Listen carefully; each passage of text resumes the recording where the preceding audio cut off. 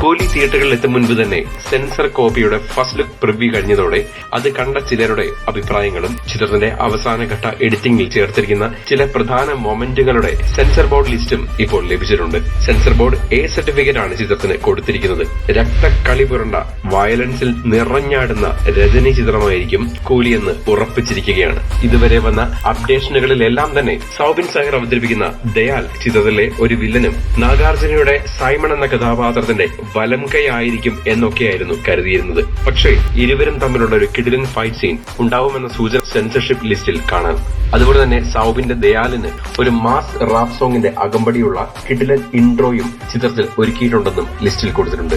അതുകൊണ്ട് തന്നെ ഒന്നുറപ്പിക്കാം, സൗബിൻ സാഹിറിന്റെ ദയാൽ ഒരു ചെറിയ കഥാപാത്രമായിരിക്കില്ല കൂലിയിൽ. അതുപോലെ തന്നെ ചിത്രത്തിലെ നാഗാർജുനയുടെ സൈമൺ കഥാപാത്രത്തിന്റെ ഇൻട്രോയും റാപ്പ് സോങ്ങിന്റെ പശ്ചാത്തലത്തിൽ ഒരു മാസ് ഐറ്റം സോങ്ങിലൂടെ ആയിരിക്കുമെന്നാണ് അറിയുന്നത്.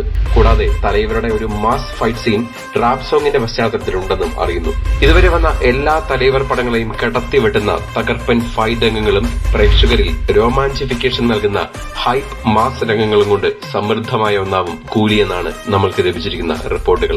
ഇനിയും ഓഗസ്റ്റ് 14 ദിവസങ്ങളുണ്ട്. വരും ദിവസങ്ങളിൽ ചിത്രം റെക്കോർഡുകൾ ഭേദിച്ചുകൊണ്ട് കൂലി പടയോട്ടം തുടരുമെന്ന് ഉറപ്പിക്കാം. ചിത്രത്തിന്റെ റിലീസിന് മുൻപ് തന്നെ ഇന്ത്യയിലെ ഏറ്റവും വലിയ കളക്ഷൻ റെക്കോർഡുകൾ ഒരുപക്ഷെ കൂലിയുടെ പേരിലായിരിക്കാം. കാത്തിരിക്കാം കൂലിയുടെ പുത്തൻ വിശേഷങ്ങൾക്കായി.